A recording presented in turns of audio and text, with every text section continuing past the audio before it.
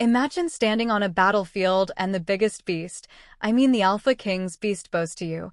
That amount of aura farming needs to be studied. It's crazy, but that is exactly what we're getting into today. But before we step into the Leakin King's territory, do me a huge favor, hit that like button and make sure you're subscribed with notifications on. It helps our pack grow and ensure you never miss a new release. I want this comment section to be buzzing today. Tell me in the comments, where in the world are you tuning in from? And, while you're listening, timestamp your favorite parts. If a scene makes you laugh or swoon, let me know right when it happens. Are you ready? Let's get into the story. The Alpha King's war beast had killed 43 wolves before it knelt.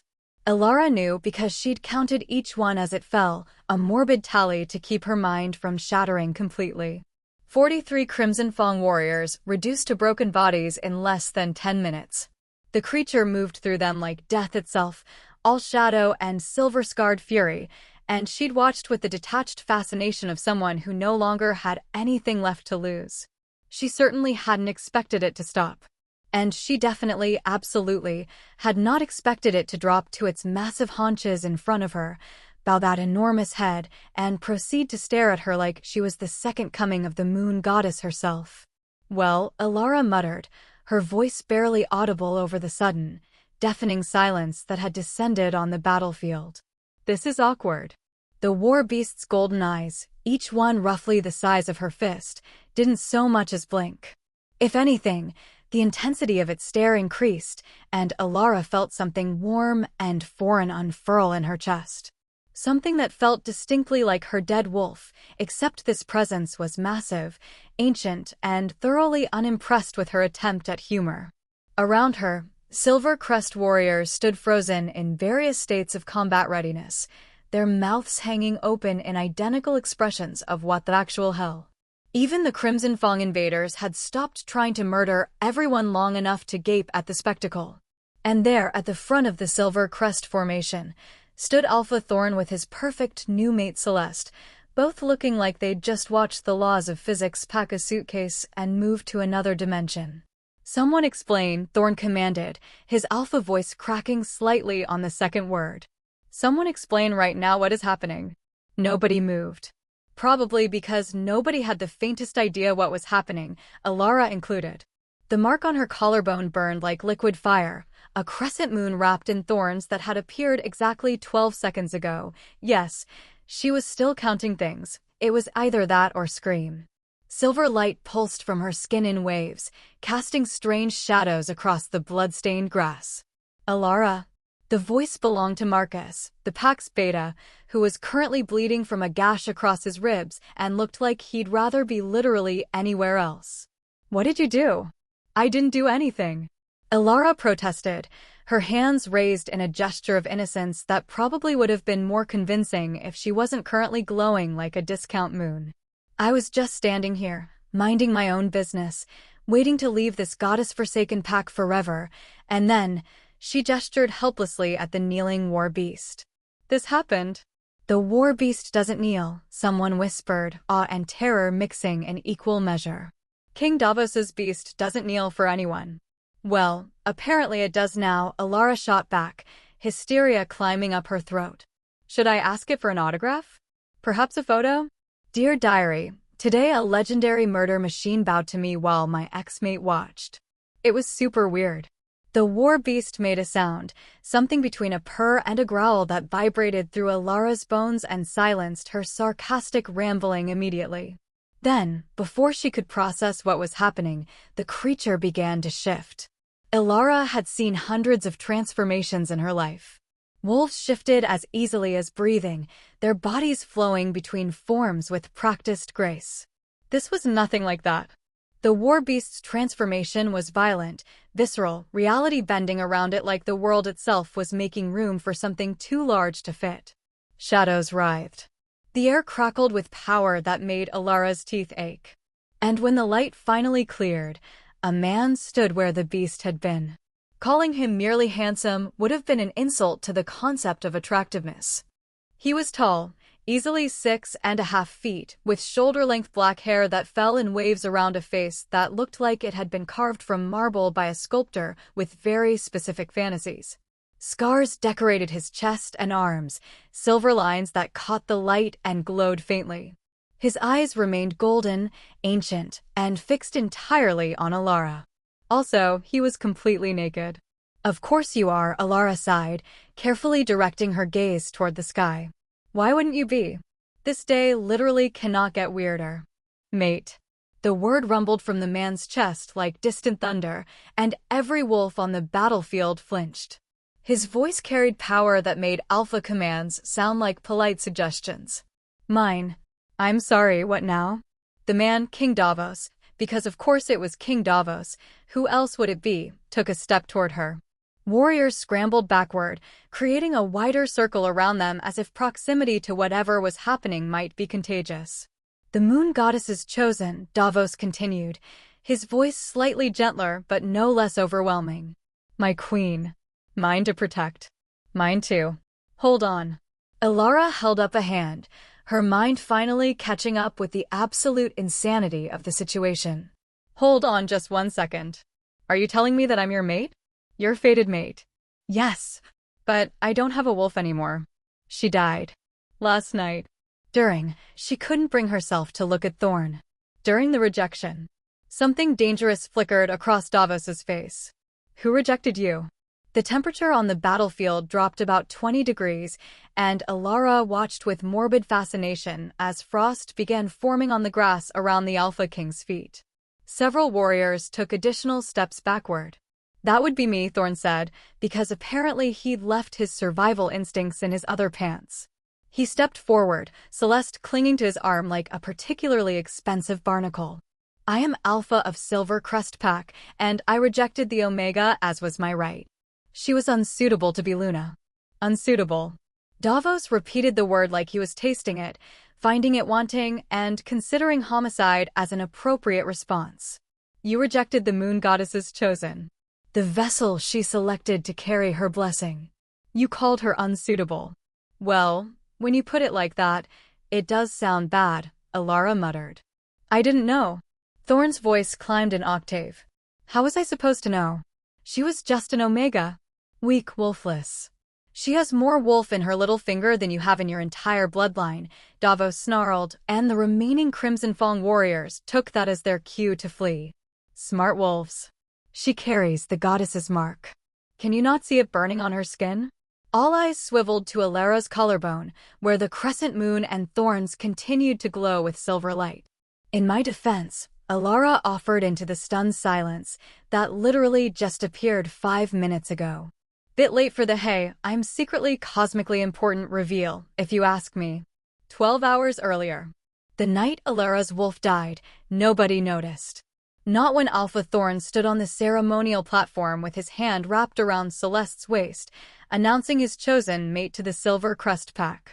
Not when the bond Alara had felt thrumming between them for 3 years shattered like glass in her chest. And certainly not when her wolf, small, silver, and trembling, simply stopped existing. One moment, Alara felt her there, a presence as familiar as her own heartbeat. The next, only silence.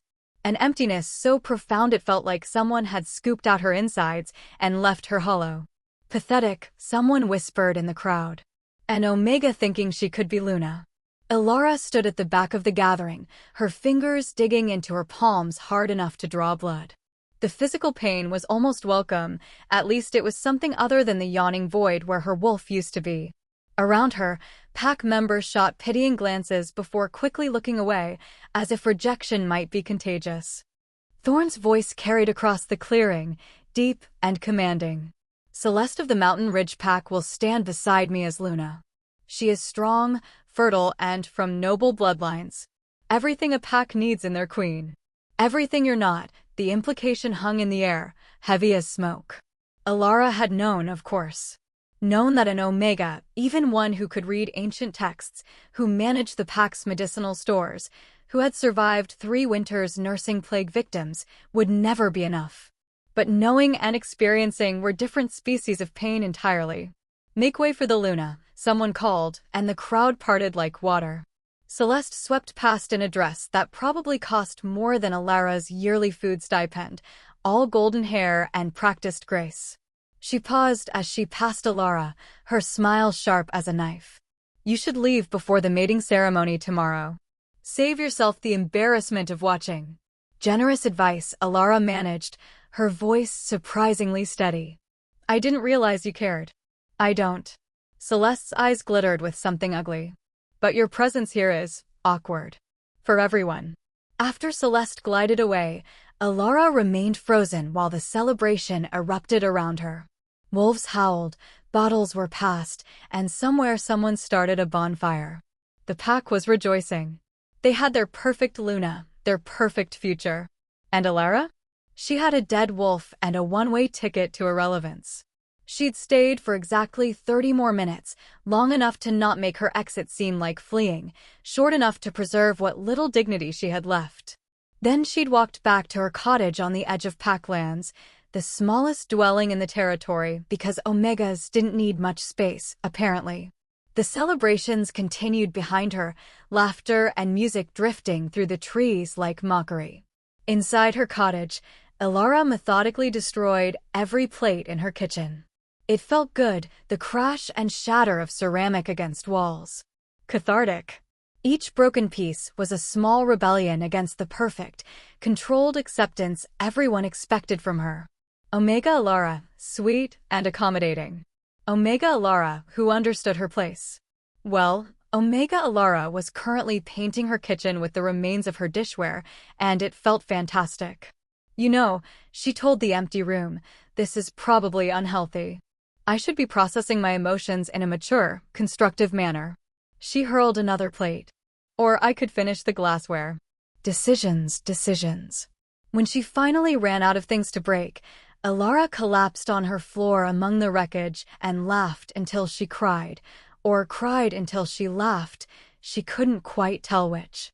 The hollow space where her wolf had been ached like a phantom limb. She'd heard about this happening before. Rejection so complete, so devastating, that a wolf simply ceased to exist. It was rare, usually required true mate bonds being severed, not just the hopeful possibility of one. But Alara had loved Thorn with everything she had felt certain the moon goddess meant them to be together. Apparently, the moon goddess had other plans. Or no plans. Or had simply forgotten Alara existed. Worthiest, not strongest, Alara whispered, remembering her mother's words. What a load of complete. The words died in her throat as her eyes landed on the wooden box she'd dragged from her closet. Her mother's journals. Helena had died when Alara was 12, carried off by the same plague that had later swept through the pack. But before that, she'd been a scholar obsessed with old prophecies and ancient magic that most wolves dismissed as superstition. Alara opened the first journal, her mother's cramped handwriting swimming before her tear-blurred vision. The goddess chooses the worthiest, not the strongest. She looks for those who have been broken and still stand. And when she makes her choice, even kings will kneel. Well, Mother, Alara said to the empty room, if this is being chosen, I'd like to file a complaint. The selection process is terrible. The benefits are non-existent. And the timing is just spectacularly awful. She kept reading anyway, because what else was she going to do? Pack her meager belongings and slink away in the middle of the night like a kicked dog? That could wait until morning. The journals were filled with prophecies, most of them vague and poetic in that way prophecies always were. Lots of talk about moonlight and destiny and vessels chosen to carry divine power. Her mother had been particularly obsessed with one prophecy about an Omega who would rise to lead all packs, marked by the goddess herself. Shame that's not me, Alara murmured, turning another page. I can barely lead myself to the bathroom right now. She was halfway through the third journal when the howls started. Chapter 2. War comes to those who wait. The alarm calls tore through the night like claws through flesh, sharp, urgent, terrified. Alara's head snapped up from her mother's journals, her heart suddenly pounding despite the absence of her wolf. Pack instinct ran deeper than fur and fangs. It was written in bone and blood, and right now every cell in her body was screaming danger. More howls joined the first, creating a discordant symphony of warning. Then came the words through the pack link, fuzzy and distant now that Alara's wolf was gone, but still audible. Crimson Fong. North Border. Full assault. You have got to be kidding me, Alara breathed, scrambling to her feet. Broken ceramic crunched under her shoes as she moved to the window. The sky to the north glowed orange, fires burning along the border. She could hear the sounds of combat now, the snarls and screams that meant wolves were dying. The Crimson Fong pack had chosen the morning after Thorn announced his new mate to launch an invasion. Tactically brilliant. Morally bankrupt. Completely expected in the cutthroat world of pack politics. Alara should have kept packing. Should have grabbed her bag and slipped out the southern border while everyone was distracted. This wasn't her fight anymore. Thorn had made that crystal clear when he'd wrapped his arm around Celeste and called her everything a pack needed. But her feet were already carrying her toward the door. This is stupid, she told herself, even as she grabbed her medical bag from its hook. This is monumentally, catastrophically stupid. You don't have a wolf anymore. You can't fight. You're literally the least useful person who could show up to a battle right now. Her feet kept moving. Fine. Fine. But when I get killed by an invading warrior, I'm going to haunt everyone. Especially Thorn. I'll be the most annoying ghost in the history of the afterlife. The path to the northern border was chaos. Injured wolves streamed past her, heading toward the pack house where the healers would be setting up triage. Alara recognized most of them. She'd treated their various ailments over the years, everything from infected wounds to broken bones to that one embarrassing incident with Marcus and a beehive that they'd all sworn never to mention again. Alara. A young warrior named Jesse stumbled toward her, his arm hanging at an unnatural angle. What are you doing here? You need to evacuate. I'm a healer, Alara said, already examining his shoulder. Dislocated. This is going to hurt. Wait. She popped it back into place with a swift, practiced motion. Jesse's howl of pain probably contributed to the general ambience of terror nicely. You're welcome, Alara said sweetly. Now get to the pack house before you pass out. And try not to get your other arm destroyed on the way. She left Jesse gaping after her and continued toward the sound of battle. The closer she got to the border, the more the rational part of her brain screamed at her to turn around. She wasn't a warrior. She wasn't even a proper wolf anymore. What exactly did she think she was going to accomplish? But the hollow space in her chest felt somehow less empty when she was moving toward the danger instead of away from it. Like maybe if she couldn't be useful as a mate or a wolf, she could at least be useful as a healer. It was a thin thread of purpose, but she clung to it desperately. The battlefield, when she finally reached it, was hell-painted in moonlight. Silver Crest and Crimson Fong wolves clashed in a brutal dance of violence that made Alara's stomach turn. Blood soaked the grass. Bodies lay broken and still. And the sounds goddess, the sounds would haunt her nightmares for years. She spotted Thorn at the front line, his massive alpha wolf tearing into enemies with practiced efficiency. Celeste fought nearby, all golden fur and vicious grace, proving that she was indeed a formidable warrior. Everything a Luna should be. Alara felt the bitter taste of inadequacy rise in her throat and ruthlessly swallowed it down. Not the time. Not remotely the time. She was moving to help a fallen warrior when the air itself seemed to change. It was subtle at first, a pressure building, like the feeling before a thunderstorm. Then came a sound that made every wolf on the battlefield freeze, a howl that didn't sound quite like a wolf at all. It resonated with something older, deeper, primal enough to make Alara's bones vibrate. Oh no, someone whispered. Oh goddess, no. What? Alara asked, but the warrior was already backing away, eyes wide with terror. Then she saw it. The war beast emerged from the tree line like a nightmare-given form. It stood twice the height of any normal wolf, its fur black as midnight and marked with scars that glowed silver in the moonlight. Golden eyes surveyed the battlefield with ancient, terrible intelligence. The Alpha King, someone breathed. Why is the Alpha King here? Good question, Alara thought distantly. King Davos ruled the northern territories from his capital 300 miles away. He rarely involved himself in border disputes between lesser packs. His very presence meant something had escalated far beyond a simple territorial squabble. The war beast moved, and Crimson Fang warriors scattered like leaves before a storm. What followed was less a battle and more a massacre. The beast cut through enemy wolves with horrifying efficiency, each strike precise and lethal. Ilara found herself counting, a morbid tally to keep her mind from fracturing completely. 10, 20, 30. She should have looked away. Should have run. Should have done literally anything except stand there watching death incarnate prove why packs across the continent feared the Alpha King's war beast. 40, 41, 42. The beast's jaws closed around a Crimson Fang warrior's throat. 43. And then it stopped. The massive head swung around, those golden eyes scanning the battlefield until they locked onto something. Onto her.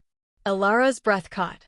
The beast was staring at her with an intensity that made her skin prickle and burn.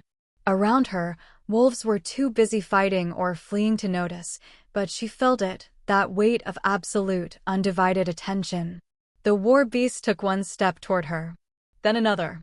Warriors scrambled out of its path, creating a clear corridor between the creature and Ilara. Thorn was shouting something, but the words seemed to come from very far away. The beast covered the distance in 6 powerful strides, and then it was there, looming over her like a mountain made of shadow and starlight. Its breath ghosted across her face, hot and smelling of blood and something wild. This was it, Ilara thought with strange calm. This was how she died. Rejected by her alpha, abandoned by the moon goddess, and now about to be torn apart by a legendary war beast. At least it would make for an interesting epitaph. Here lies Ilara. Her life was a disaster. Her death was weird. The beast's front legs folded. Its massive body lowered to the ground. It knelt. Ilara stared. The beast stared back. Somewhere in the distance, someone dropped their weapon with a clang that echoed like a bell in the sudden, deafening silence. Well, Ilara heard herself say, "This is awkward." The beast rumbled, and Ilara felt something respond inside her chest. Not her wolf was dead, gone, mourned and buried. This was something else entirely. Something that unfurled like wings spreading, filling the hollow space with warmth and power and ancient recognition. Her collarbone began to burn. Ilara looked down and watched, detached and fascinated, as a mark appeared on her skin. Silver light traced the shape of a crescent moon wrapped in thorns, each line burning itself into existence with a pain that felt almost cleansing. The moon goddess's mark. The Alpha King's blessing. The sign that she was chosen. "Oh," Ilara said faintly. "Oh, that's why everything hurts." The mark pulsed and power flooded through her in waves. Not like her old wolf, this was bigger, older, something that felt like it had been sleeping in her bones for her entire life, just waiting for permission to wake up. Around the battlefield, warriors began to kneel. One by one, they dropped to the ground, heads bowed, as recognition rippled through the crowd. Even the remaining Crimson Fang invaders were backing away, their eyes wide with a mixture of awe and terror. "What is happening?" Thorn's voice cracked across the clearing, and Ilara finally looked at him. Her ex-mate stood frozen, Celeste clinging to his arm, both of them staring at her like she'd sprouted a second head. Behind them, Marcus and the other pack leaders were on their knees, their faces pressed to the blood-soaked ground. "I'm not entirely sure," Ilara admitted, because honestly, what else could she say? "But I think the moon goddess might have a truly terrible sense of timing." The war beast rumbled again, and then it began to shift. Ilara had seen hundreds of transformations. This was nothing like them. The beast's change was violent, reality-bending, the world itself making room for something too large to fit comfortably in normal space. Shadows writhed. The air crackled with power. And when the light cleared, a man stood where the beast had been. A very tall, very muscular, very naked man. Of course, Ilara sighed, carefully directing her gaze skyward. "Why would you be wearing clothes? That would be far too convenient." "Mate," the man, King Davos, rumbled, his voice carrying power that made alpha commands sound like polite suggestions. "Mine." Ilara's brain, which had been handling the cosmic absurdity of the situation with surprising grace, finally gave up. "I'm sorry," she said. "Could you repeat that? Because I think I just had a small stroke, and I might have misheard you." "The moon goddess's chosen," Davos continued, taking a step toward her. His golden eyes, the same eyes that had stared at her from the war beast's face, were fixed on her with unwavering intensity. "My queen. My mate. Mine to protect. Mine too. Hold on." Alara held up a hand, her mind racing. "Hold on just 1 second. Are you telling me that I'm your mate? Your fated mate?" "Yes. But I don't have a wolf anymore. She died. Last night." During the words stuck in her throat, but she forced them out. During the rejection. Something dangerous flickered across Davos's face. "Who rejected you?" The temperature dropped 20 degrees in as many seconds, and Alara watched frost form on the grass around the Alpha King's feet. "That would be me," Thorn said, stepping forward with all the self-preservation instincts of a suicidal lemming. "I am Alpha of Silver Crest Pack, and I rejected the Omega as was my right." She was unsuitable to be Luna. Unsuitable. Davos repeated the word like he was tasting poison. Around them, wolves whimpered and pressed themselves lower to the ground, instinct warning them that something very, very bad was about to happen. "I didn't know," Thorn protested. "How was I supposed to know? She was just an Omega." "She has more wolf in her little finger than you have in your entire bloodline," Davos snarled. "She carries the goddess's mark. Can you not see it burning on her skin?" All eyes swiveled to Alara's collarbone, where the crescent moon and thorns continued to glow with steady silver light. "Right," Alara said into the stunned silence. "So, this is happening. This is actually happening. I'm not hallucinating from blood loss or having a psychotic break. The Alpha King just called me his mate in front of literally everyone." She looked at Davos, who was still magnificently naked and seemingly unbothered by this fact. "You couldn't have mentioned this, say, yesterday? Before I went through the most humiliating rejection of my life? Before my wolf died? Before I spent 6 hours breaking all my dishes and having a complete mental breakdown?" Davos tilted his head, studying her. "I was 300 miles away yesterday." "Oh. Well, that's a valid excuse, I suppose." "I felt the bond snap into place the moment your wolf died," Davos continued, his voice gentling slightly. "I shifted immediately and ran through the night to reach you. Then I arrived to find a battle and my mate standing in the middle of a war zone with no protection." "I had my medical bag," Alara protested weakly. "That is not protection. It has bandages. Bandages are very useful."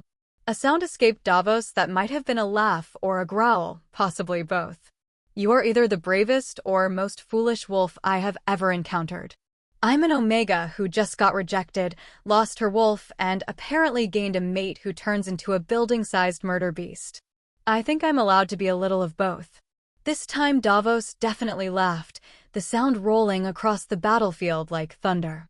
Then his expression sobered, and he turned to face Thorn. "You rejected the moon goddess's chosen," Davos said quietly, and somehow the quiet was more terrifying than shouting would have been. "You severed a bond with the vessel she selected to carry her blessing. Do you understand what you have done?" Thorn's face had gone pale. I didn't know. Ignorance is not innocence. What do you want from me?" Thorn demanded, and Alara had to give him credit for not running away screaming. "An apology? Reparations? She's yours now, take her and go." "Oh, I'm a her now," Alara muttered. "Not unsuitable or pathetic anymore. How nice." Davos's hand moved, and suddenly he was cupping Alara's face, tilting it up so she had no choice but to meet his eyes. "He hurt you. It wasn't a question." "He rejected me," Alara said, trying to keep her voice steady. "That's what alphas do. They choose the strongest, the most suitable. That's how the system works." "The system," Davos said softly, "is broken." His thumb brushed across her cheek, catching a tear Alara hadn't realized she'd shed. The touch sent warmth cascading through her, the new power in her chest purring with contentment. "I will not force you," Davos continued, his golden eyes searching hers. "The moon goddess chose you, but the choice to accept me must be yours. If you wish to walk away, to reject this bond, I will respect your decision. Alara blinked. You would let me reject you? The Alpha King? The most powerful wolf in the Northern Territories.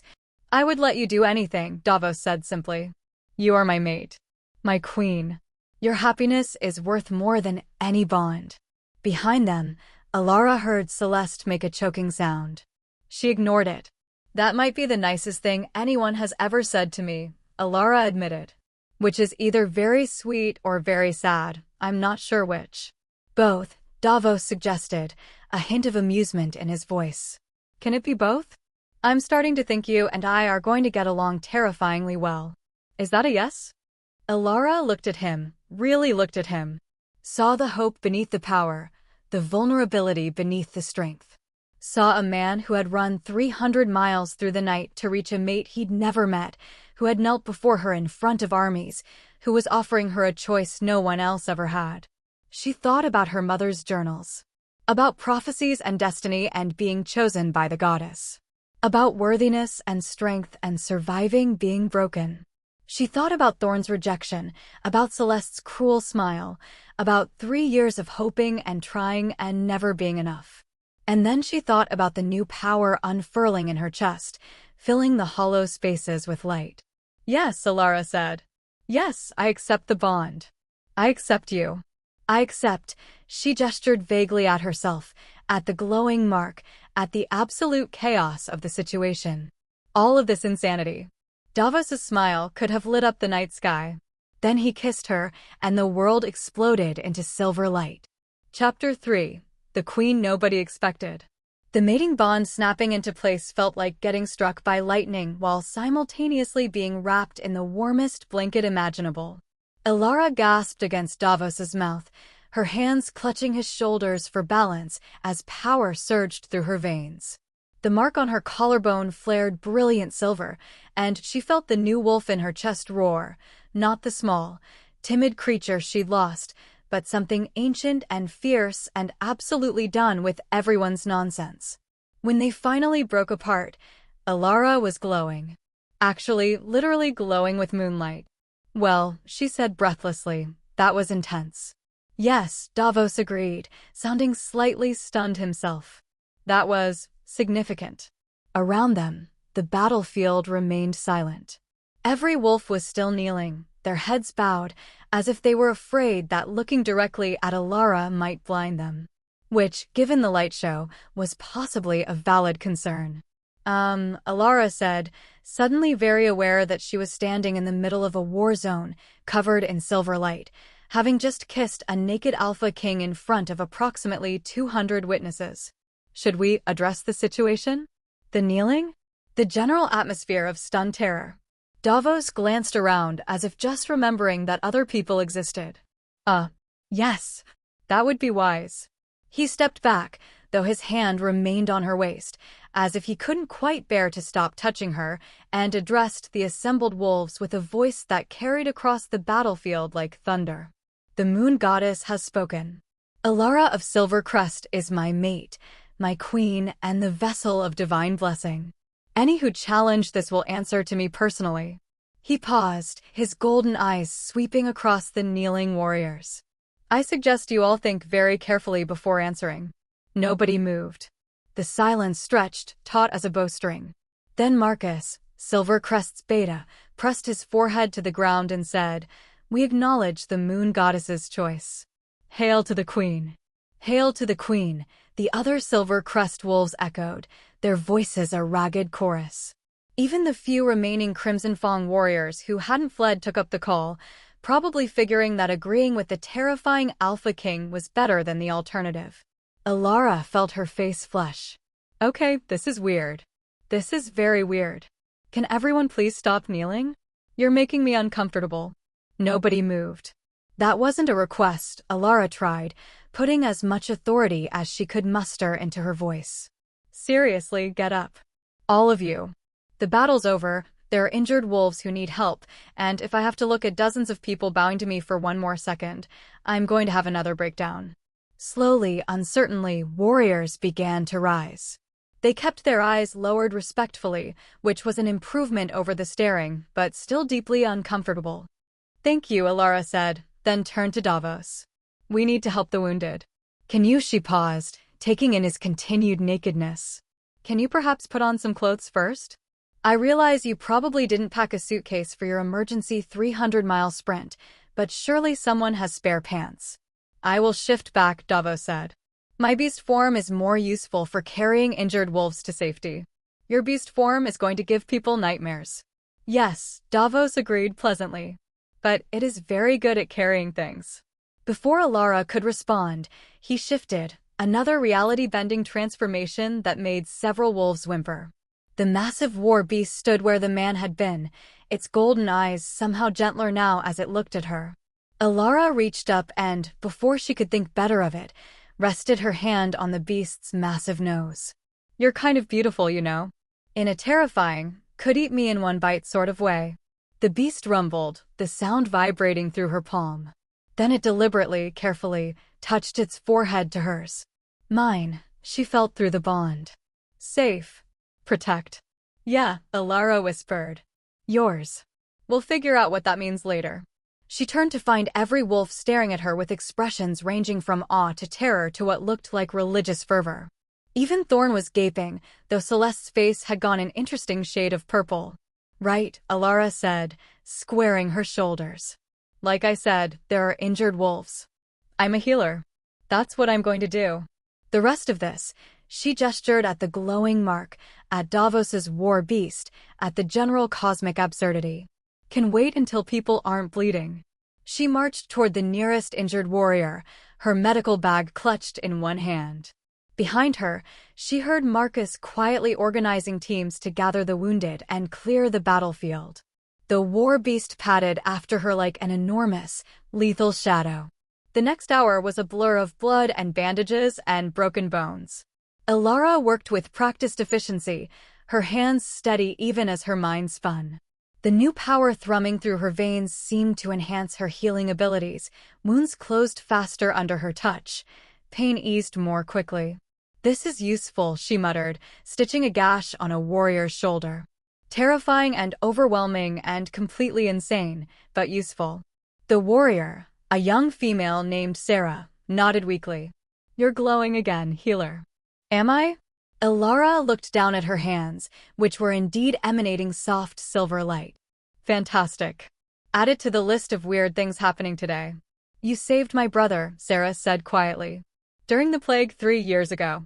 You stayed up for 4 days straight, barely eating, making sure all the sick wolves survived. Alara paused in her stitching. I remember.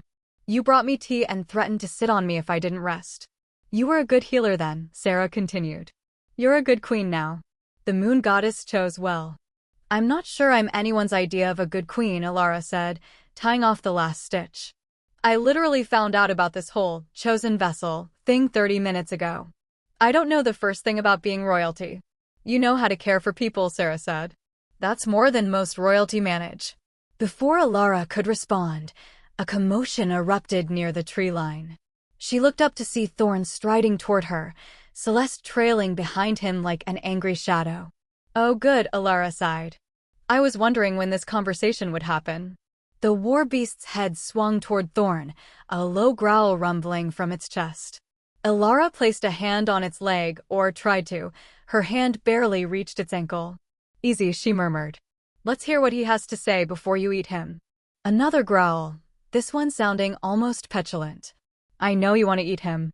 I kind of want you to eat him too. But apparently, I'm a queen now, which means I should probably try diplomacy first.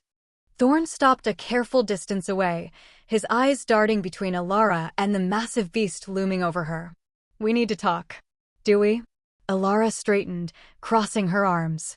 I seem to recall you making your position on me very clear last night. What was it you said? Oh yes, unsuitable. Weak. Everything your pack doesn't need in a Luna.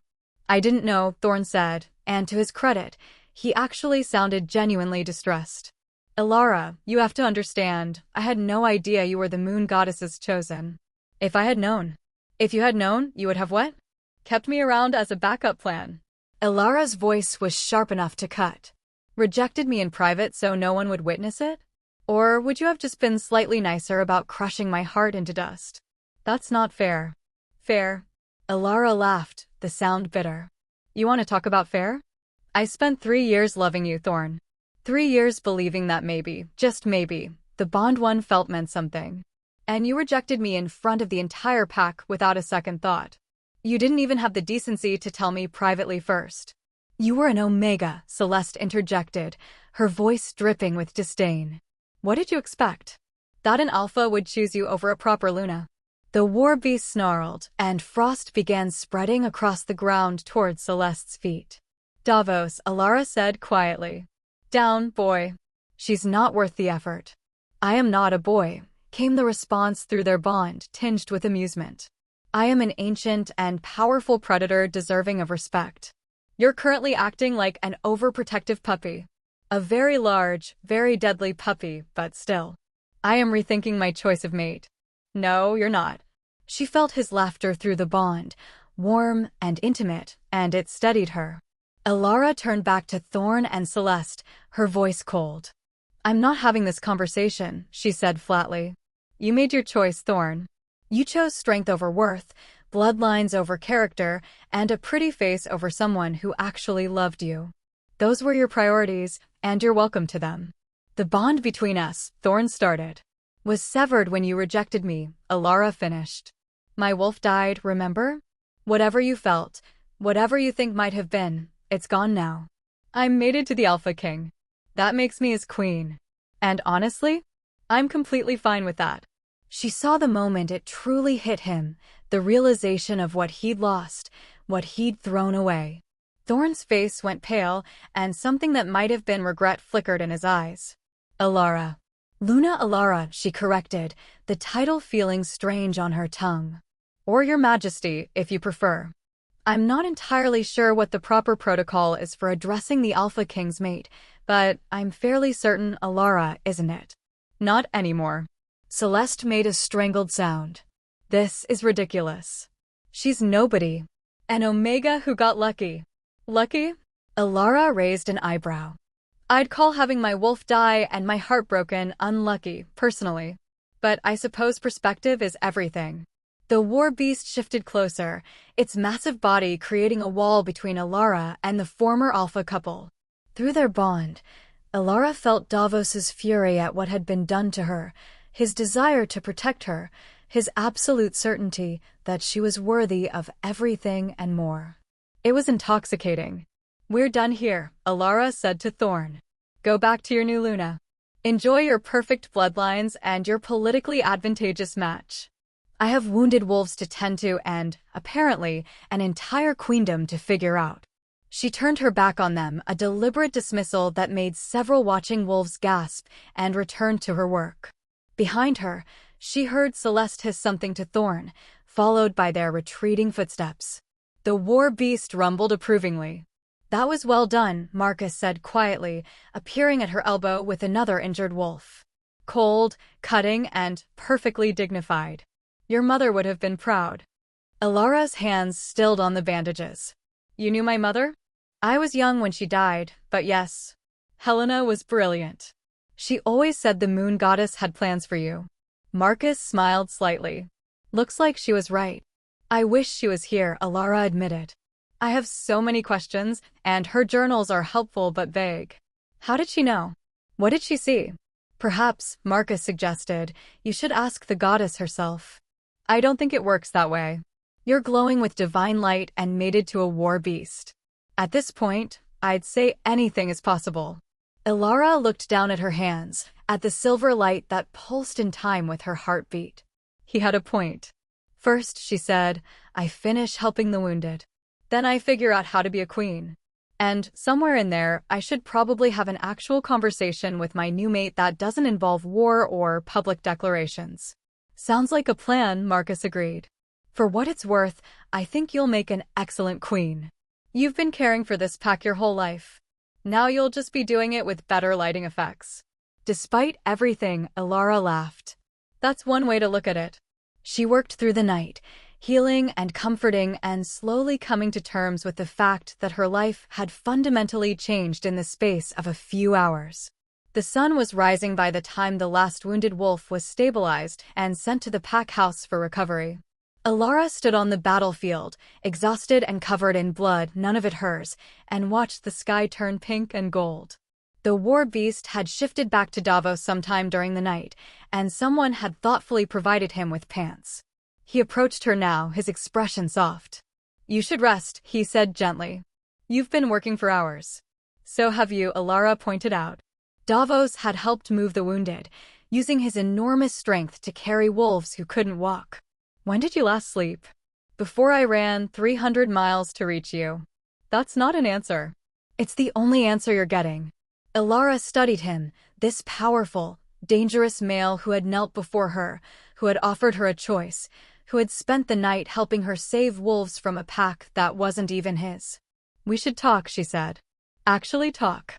About the bond, about what happens next, about," she gestured vaguely. "Everything." "Yes," Davos agreed. "But perhaps somewhere that doesn't smell like a battlefield." "Good point." He offered her his hand, and Alara took it, feeling the bond sing at the contact. Together, they walked toward the tree line, leaving the battlefield behind. "So," Alara said as they entered the forest, "you're an Alpha King. I'm a recently rejected Omega with a dead wolf and some very confusing new powers. How exactly is this supposed to work?" Davos smiled, his golden eyes warm. "I have absolutely no idea. But I think we'll figure it out together." "That's either very romantic or very concerning." "Both," Davos said. "Definitely both." And despite everything, the rejection, the war, the cosmic absurdity of the past day, Alara found herself smiling too. Chapter 4. Queens Don't Ask Permission. The Northern Palace was nothing like Alara expected. She'd imagined something imposing and cold, all stone and grandeur, designed to intimidate. What she got instead was a sprawling complex built into the side of a mountain, with gardens that seemed to grow wild on purpose and windows that let in so much light it felt more like a greenhouse than a fortress. "This is your palace?" Alara asked, staring at a particularly enthusiastic wisteria vine that had claimed an entire wall. "Technically, it's our palace now," Davos corrected, looking pleased with himself. "Do you like it?" Yes, actually. I thought it would be more, intimidating." "I am intimidating enough on my own," Davos said reasonably. "The palace doesn't need to be." They'd left Silver Crest territory 3 days ago, after Alara had finished ensuring all the wounded were stable and had packed the few belongings she actually cared about. The journey north had been surreal, traveling with an Alpha King who kept shifting into a war beast to carry her whenever she looked tired, surrounded by guards who treated her with a deference that made her deeply uncomfortable. "I still think the whole carrying me in your mouth like a puppy thing was unnecessary," Alara said as they entered the main hall. "You were falling asleep on your feet." "I was fine." "You fell off your horse?" "Twice." "The horse was defective." "Both horses were defective?" "It's been a stressful week." Davos laughed, the sound echoing through the hall. Alara was beginning to realize that she liked making him laugh. It transformed his face from intimidating to something almost boyish. "Your Majesty." A petite woman with silver hair came rushing toward them, her arms full of papers. "Thank the goddess you're back. We've had 17 territorial disputes, 3 trade negotiations that went sideways, and the Council of Alphas is demanding an explanation for why you ran off to Silver Crest without." She stopped short, her eyes landing on Alara. Oh my. "Alara, this is Miriam, my chief advisor and the person who actually runs this kingdom," Davos said. "Miriam, this is Alara, my mate and your new queen." Miriam's papers hit the floor. "Your mate? But you've never shown interest in how did," when she took a breath, visibly collecting herself. "Forgive me, Your Majesty. Welcome to the Northern Palace. I'm sure you're overwhelmed." "That's one word for it," Alara agreed. "I'm also confused, exhausted, and still not entirely convinced I'm not hallucinating all of this." "She's perfect," Miriam said to Davos. "Where did you find her?" "Silver Crest Pack. Her alpha rejected her, so I claimed her as mine." "He rejected her?" Miriam looked scandalized. "Is he an idiot?" "Demonstrably yes," Alara said. "In his defense, I didn't start glowing with divine light until after the rejection. Before that, I was just a regular Omega who was unsuitable for leadership. Miriam's eyes narrowed. You're being sarcastic. I'm being traumatized. The sarcasm is a coping mechanism. I like her, Miriam declared. Your Majesty, I'm sure you have questions about your role here, the protocols, the expectations. I have one question, Alara interrupted. Can I keep healing people? I'm a healer. That's what I'm good at. All this queen business is new and terrifying, but healing is mine. Miriam blinked. You want to keep working as a healer? Is that not allowed? It's not that it's not allowed, it's just unusual. Most queens focus on political matters, social events. I don't know anything about politics or social events, Alara said bluntly. I know how to set bones, treat infections, and brew medicinal teas. If I'm going to be queen, I'd like to do it while still being useful. Miriam looked at Davos, who shrugged. She's already reorganized the palace healing wing in her mind. I can see it happening. I have thoughts, Alara admitted. Your current setup is inefficient. The herb storage is too far from the treatment rooms, you don't have a proper triage system, and based on what I've seen, your healers are overworked and undersupplied. You've been here for 10 minutes, Miriam said faintly. I'm observant. It's part of being a good healer. Davos was grinning now, looking enormously pleased with himself. I told you she was perfect. She's going to destroy our entire bureaucracy and rebuild it from scratch, isn't she? Miriam asked. Probably, Davos agreed cheerfully. I'm standing right here, Alara protested. And I'm not going to destroy anything. I'm just going to optimize. The last person who tried to optimize our systems ended up starting a minor civil war, Miriam said. Was their optimization good? Yes, actually. We still use most of their reforms. Then what's the problem? Miriam stared at her for a long moment, then started laughing. All right. Fine. Optimize away, Your Majesty. Just try not to accidentally overthrow any governments while you're at it. No promises, Alara said. Governments are surprisingly fragile. She'd meant it as a joke, but Miriam's expression turned serious. Actually, that's something we should discuss. The Council of Alphas is not pleased about your sudden appearance. Several packs are concerned about the shift in power dynamics. Because Davos has a mate now? Because Davos has a mate who carries the moon goddess's mark, Miriam corrected. That kind of divine endorsement makes people nervous. Especially people who've built their power on tradition and bloodlines rather than actual worthiness. Alara felt ice settle in her stomach. They're going to challenge me. Almost certainly. Well, Alara said, squaring her shoulders. That's unfortunate for them. Davos's hand found hers, warm and steady. You don't have to face them alone. I know, but I think I should. Alara looked up at him, seeing the concern in his golden eyes. You ran 300 miles to reach me. You knelt before me in front of armies. You've given me a choice in everything. Now I need to prove I deserve it, not just to everyone else, but to myself. You have nothing to prove, Davos said fiercely. Maybe not to you. But to me? To the scared little Omega who thought she wasn't enough? She needs to see that the moon goddess didn't make a mistake. Miriam made a small sound. You're going to be a remarkable queen, Your Majesty. Or a remarkably short-lived one, Alara said. Depends on how the challenges go. The challenges are in 3 days, Miriam said. The council meets at the full moon. They'll want to test you, politically, probably physically. They'll be looking for any weakness they can exploit. Good thing I'm intimately familiar with being underestimated, Alara said. I've had a lifetime of practice. The next 3 days passed in a blur of preparation. Miriam proved to be a merciless teacher, drilling Alara on pack politics, territorial boundaries, trade agreements, and the complex web of alliances that held the northern territories together. Alara's brain felt like it might explode from information overload. Recite the primary exports of the western reaches, Miriam demanded. Timber, iron, and a particular variety of medicinal moss that only grows on north-facing cliffs during winter, Alara rattled off. Their alpha is Cordelia, who has 3 sons and a daughter, all of whom are unmarried and being used as political bargaining chips. She's allied with the Mountain Ridge Pack through her sister's marriage, which makes her theoretically loyal to, wait. Alara stopped, her mind suddenly racing. Mountain Ridge Pack. That's where Celeste is from. Yes, Miriam confirmed. Celeste of Mountain Ridge, now Luna of Silver Crest. Why?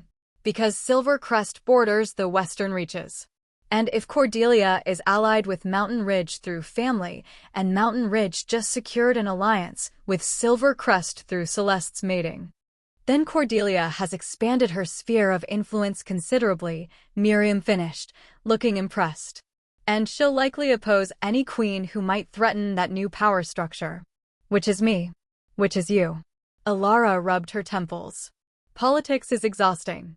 I preferred it when my biggest problem was whether we had enough willow bark in stock. You're doing remarkably well, Miriam assured her. Most new queens take months to grasp these concepts. You've managed it in 3 days. Probably because I spent years watching pack politics from the bottom. When you're an Omega, you learn to pay attention to power dynamics. It's survival. Use that, Miriam advised. The council will expect you to be overwhelmed, out of your depth. Show them you understand the game better than they think. And if they challenge me physically, then you have the Moon Goddess's power and the Alpha King's war beast backing you, Miriam said. I wouldn't worry too much. But Alara did worry. Not about the power, she could feel it thrumming through her veins, the ancient wolf in her chest ready to prove itself. She worried about what using that power would cost, what it would mean, whether she could wield divine blessing without losing herself in the process. On the night before the council meeting, she found Davos in the palace gardens, sitting beneath an oak tree and staring at the stars. Can't sleep, he asked without looking over. Too nervous. Alara settled beside him, close enough that their shoulders touched. What if I'm not ready? What if I mess this up? Then you'll figure it out and adapt, Davos said simply. That's what you do, Alara. I've watched you for 3 days now. You learn, you adjust, you find solutions. It's remarkable. You're biased. I'm your mate. Yes, and the mating bond makes it impossible for me to lie to you. So when I say you're remarkable, I mean it. Alara leaned against him, drawing comfort from his solid presence. Tell me about the council. What are they really afraid of? Change, Davos said immediately. The packs have operated under the same power structures for centuries. Alphas rule, Omegas serve, bloodlines determine worth. You represent the possibility that all of that might be wrong. I'm one Omega with a fancy mark. You're the Moon Goddess's chosen, which means divine authority supersedes traditional authority. If you can be queen, then the entire hierarchy is questionable. That terrifies them. Good, Alara said, surprising herself with her own vehemence. Let them be terrified. Maybe then they'll actually think about whether their precious traditions are worth preserving. Davos turned to look at her, his golden eyes intense in the moonlight. You're going to change everything, aren't you? I'm going to try, Alara said. No promises on success, but I'm definitely going to try. He kissed her then, soft and sweet, and Alara felt the bond sing between them. When they broke apart, Davos was smiling. The council has no idea what's about to hit them, he said. Neither do I, Alara admitted. But I guess we'll all find out together. The council chamber was built like an amphitheater, with rows of seats rising in tiers around a central floor.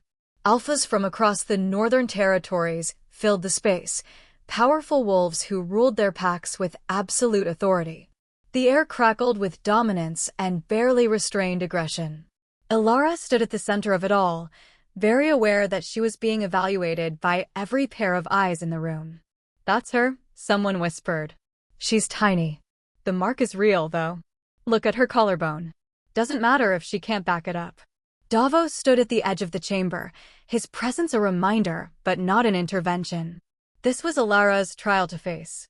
Begin, commanded an older alpha with silver hair and scars covering half his face. State your name and claim.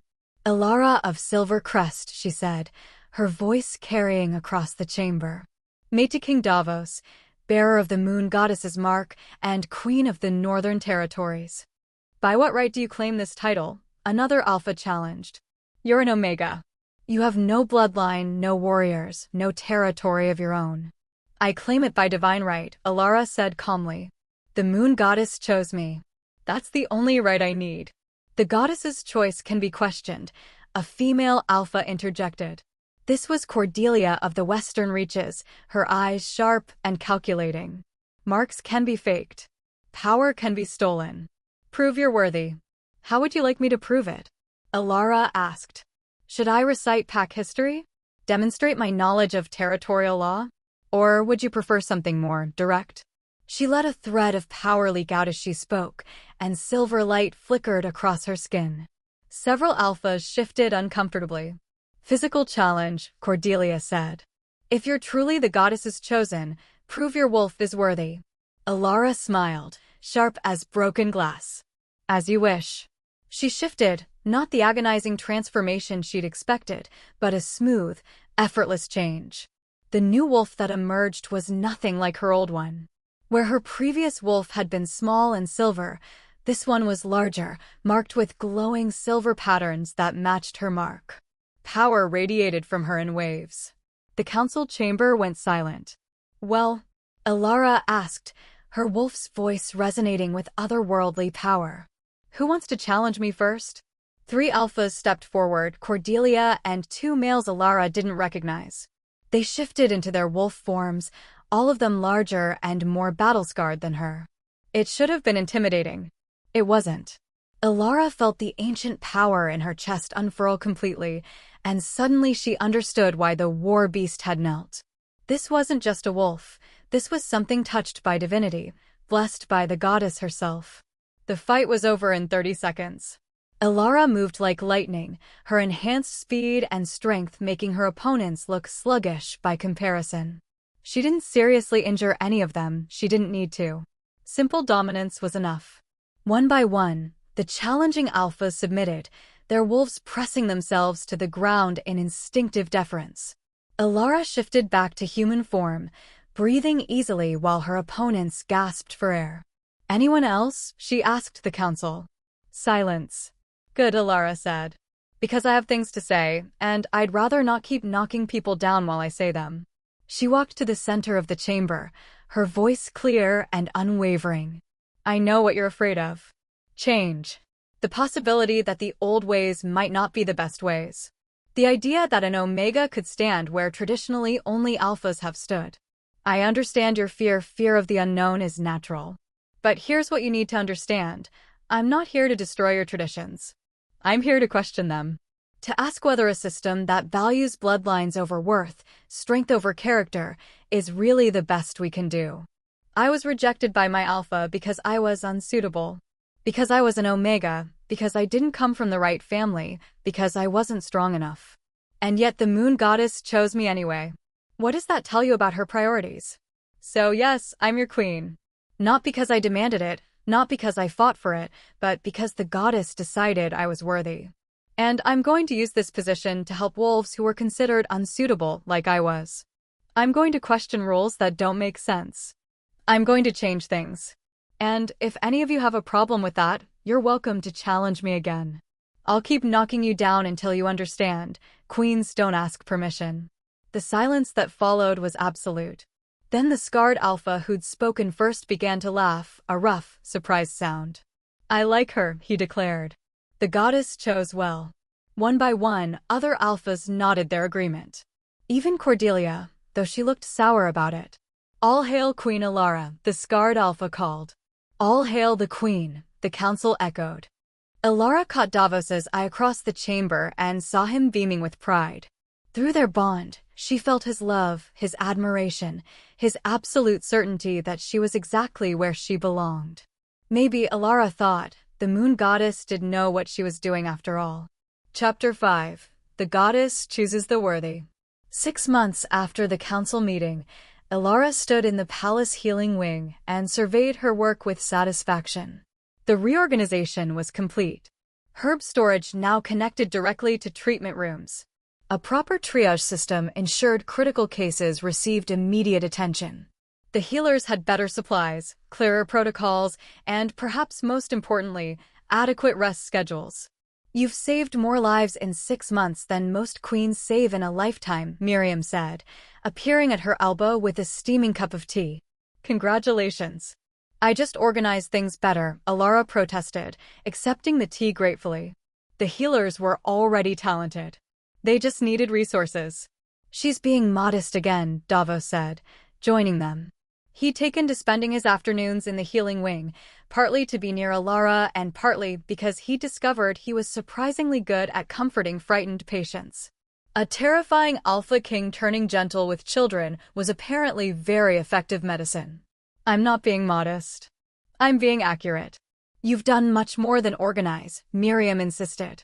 The new fostering program for Omega children, the revised pack laws protecting low-ranking wolves, the trade agreements that ensure medical supplies reach isolated territories, all of that is your doing. Alara felt her face flush. Those were necessary changes. Necessary, perhaps. But you made them happen. It was true, Alara supposed. The past 6 months had been a whirlwind of reforms, each one designed to address the inequalities she'd lived with her entire life. Not every change had been popular. Several alpha families had loudly protested the new laws limiting their absolute authority, but with Davos's backing and the council's grudging support, progress was happening. Speaking of changes, Davos said, his expression turning serious. We have visitors. What kind of visitors? Alara asked warily. The kind from Silver Crest Pack. Alara's teacup paused halfway to her lips. Thorn is here. Thorn and Celeste both. They're requesting an audience with you. Should I prepare the war beast? Davos asked, too innocently. Tempting, but no. Alara set down her tea, squaring her shoulders. I'll see them. Might as well find out what they want. Thorn looked terrible. That was Alara's first thought when he entered the receiving room. Her former alpha had lost weight, his face haggard and his eyes haunted. Celeste stood beside him, still beautiful but with a brittle quality that suggested cracks beneath the surface. Alara, Thorn said, then caught himself. Your Majesty. Thank you for seeing us. I almost said no, Alara admitted. Curiosity won. What brings you north? We've come to apologize, Celeste said, the words clearly costing her. And to ask for your help. Alara raised an eyebrow. You want my help? That's unexpected. Silvercrest is dying, Thorn said bluntly. The pack is falling apart. Wolves are leaving, alliances are crumbling, and his voice cracked. I don't know how to fix it. What happened? Alara asked, despite herself. You happened, Thorn said. Or rather, you leaving happened. You were the pack's healer, the one who kept everyone healthy and safe. Without you, our medical care collapsed. Then the reforms you implemented here started spreading. Other packs began questioning their treatment of Omegas, asking why their lower-ranking wolves didn't have the protections you created. We lost allies because we rejected you. And the moon goddess's blessing, Celeste added bitterly. No one wants to ally with the pack that rejected the goddess's chosen. Alara felt a complex mixture of emotions, satisfaction, pity, and a lingering hurt she'd thought she'd moved past. You rejected me because I was unsuitable, she said quietly. Because I wasn't strong enough, wasn't from the right bloodlines. Now you want me back because losing me has consequences. It's more than that, Thorn insisted. I was wrong, Alara. Catastrophically wrong. I chose tradition over worth, political advantage over actual love. And it's destroyed everything. Your mating with Celeste is a disaster, Celeste interrupted. We're not true mates. We barely tolerate each other. The pack can sense it, and it's making them unstable. Alara looked at them, these two perfect wolves who'd rejected her, who'd called her pathetic and unsuitable. They looked miserable now, broken by the consequences of their own choices. I'm sorry you're suffering, Alara said, and meant it. I truly am. But I can't fix this for you. We're not asking you to come back, Thorn said quickly. We know that's impossible. You're the Alpha King's mate, the Queen. But perhaps, guidance? Advice on how to implement some of your reforms? Maybe send a trained healer to help rebuild our medical system. Alara considered. Part of her wanted to refuse, to let them suffer as she'd suffered. But that wasn't who she was, not really. She'd spent her whole life helping people, even people who didn't deserve it. I'll send a healer, she said finally. One of my best. And I'll provide you with the protocols and systems we've implemented here. But Thorn, she met his eyes steadily. You need to understand something. These reforms aren't just practical. They're about recognizing that worth isn't determined by rank or bloodlines. If you implement them just to stabilize your pack, they'll fail. You have to actually believe that omegas, that lower-ranking wolves, deserve better. I do believe it, Thorn said. Now. Too late, but I do. Then prove it, Alara said. Change your pack. Make it a place where no one is rejected for being unsuitable. Make it somewhere I would have been valued, even without the moon goddess's mark. I will, Thorn promised. I swear it. After they left, Davos found Alara staring out the window, her expression thoughtful. That was generous of you, he said, slipping an arm around her waist. Was it? I'm still not sure. Alara leaned into him. Part of me wanted to turn them away, let them fail. Is that terrible? It's human. But you chose mercy instead. That's what makes you a good queen. I chose practicality, Alara corrected. Silvercrest's collapse would destabilize the entire region. Better to help them rebuild than deal with the territorial chaos. You chose mercy, Davos repeated. And you can admit it. Alara smiled despite herself. Fine. I chose mercy. Happy? Always, when I'm with you. They stood in comfortable silence for a moment, watching the sun set over the mountains. Then Alara said, I've been thinking about my mother's journals. About the prophecies she studied. And? She wrote about an Omega who would rise to lead all packs. I thought it was metaphorical or wishful thinking. But what if it wasn't? What if the moon goddess actually has a plan? She chose you, Davos said. That much is clear. What you do with that choice is up to you. I want to create something, Alara said slowly, the idea taking shape as she spoke. A network of protected territories where wolves are valued for their worth, not their rank. Places where omegas can be healers or scholars or leaders. Where the old hierarchies don't apply. That would threaten a lot of powerful alphas, Davos warned. Good. Let them be threatened. Maybe then they'll actually think about whether their power is deserved. Davos laughed. You're going to start a revolution. Maybe, Alara agreed. But it won't be a violent one. It'll be quiet, gradual, built on changing minds rather than breaking bodies. The kind of revolution that succeeds because it's right, not because it's forced. The council won't like it. The council doesn't have to like it. They just have to accept it.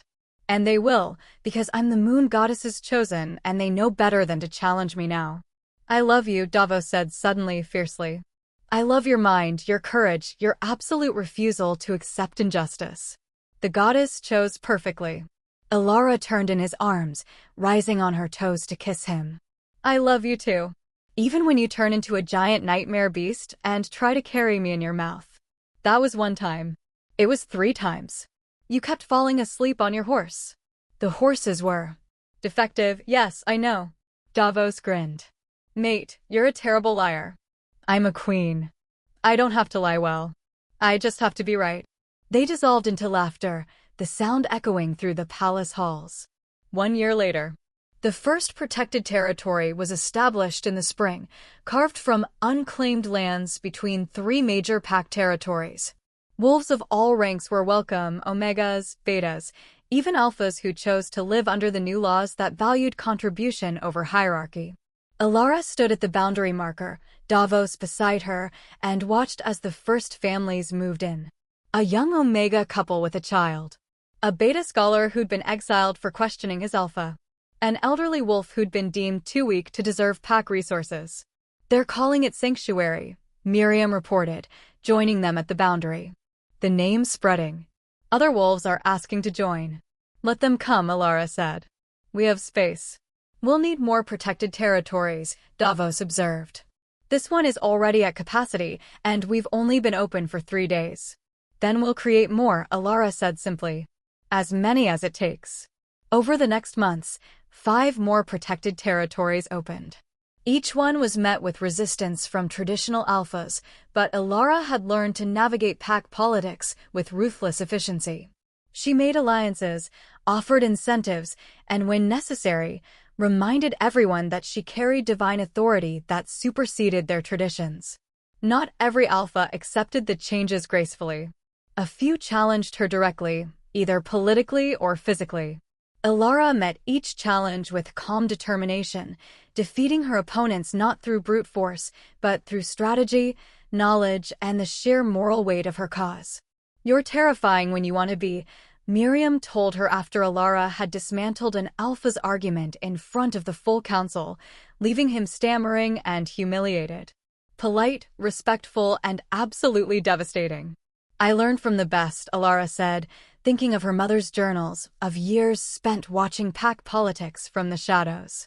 Being underestimated is a weapon if you know how to use it. Silvercrest stabilized under Thorn's reformed leadership, though it never regained its former prominence. Celeste eventually left, returning to Mountain Ridge and dissolving her political mating. Thorn remained alpha, but a changed one, humbled, thoughtful, and genuinely committed to the reforms he'd implemented. He sent Alara reports sometimes, updating her on the pack's progress. She read them with mixed feelings, pride in what he was accomplishing, lingering pain from what he'd done, and a strange sort of peace with how things had turned out. Do you ever regret it? Davos asked one night, finding her reading one of Thorn's reports. What you lost? I lost nothing, Alara said firmly. I gained everything. A mate who values me, a purpose that matters, the power to create real change. Thorn's rejection was the best thing that ever happened to me, even if it didn't feel like it at the time. The goddess works in mysterious ways, Davos said. The goddess, Alara corrected with a smile, works in devastatingly effective ways. She broke me just enough to rebuild me stronger. She set aside the report and pulled Davos close, feeling the bond between them sing with contentment. Outside, the moon rose full and bright over the northern palace, and somewhere in the protected territories, wolves who'd been rejected like she had were finding homes where they were valued. Tell me, Davos murmured against her hair, if you could go back to that night, the rejection, the pain, would you change it? Alara thought about it honestly. Thought about the Omega she'd been, small and scared and certain she wasn't enough. Thought about her wolf dying, the hollow emptiness, the certainty that the moon goddess had abandoned her. No, she said finally. I wouldn't change it. Because that pain taught me something important. Worth isn't given by others. It's inherent. And sometimes you have to lose everything to find that truth. The worthiest, not the strongest, Davos quoted from her mother's journals. Exactly. The goddess doesn't choose the perfect. She chooses the broken who refuse to stay broken. The rejected who stand back up. The unsuitable who prove their worth more than anyone believed, including themselves? Especially themselves. They sat in comfortable silence, two souls chosen by the moon goddess and fate, building a world where no wolf would ever have to feel unsuitable again. And somewhere, in the space between stars and moonlight, Alara felt a presence, warm, ancient, approving. The moon goddess, watching over her chosen vessel, satisfied with how the broken Omega had risen to become a queen who changed everything. The goddess chooses the worthiest, not the strongest. And when she does, even kings will kneel.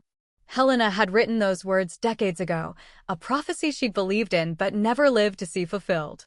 Alara had fulfilled it. Not through power or bloodlines or strength, but through surviving rejection and still choosing compassion. Through being broken and still standing. I wish my mother could see this, Alara whispered. She can, Davos said with certainty. The goddess showed her. That's how she knew to write it down. You really believe that? I believe the moon goddess gives visions to those wise enough to understand them. Your mother was a scholar, a dreamer. Of course the goddess chose her to record the prophecy. Alara smiled, warmth flooding through her. Then I hope she's proud. She is, Davos said. And so am I. My queen, my mate, my revolution wrapped in gentle determination. That's quite a title. You've earned it. Every word. Outside, the moon shone bright and full, blessing the lands below with silver light. And in the northern palace, the rejected Omega who'd become a queen closed her eyes and felt, for the first time in her life, completely and utterly enough. The war beast had knelt. The pack had followed.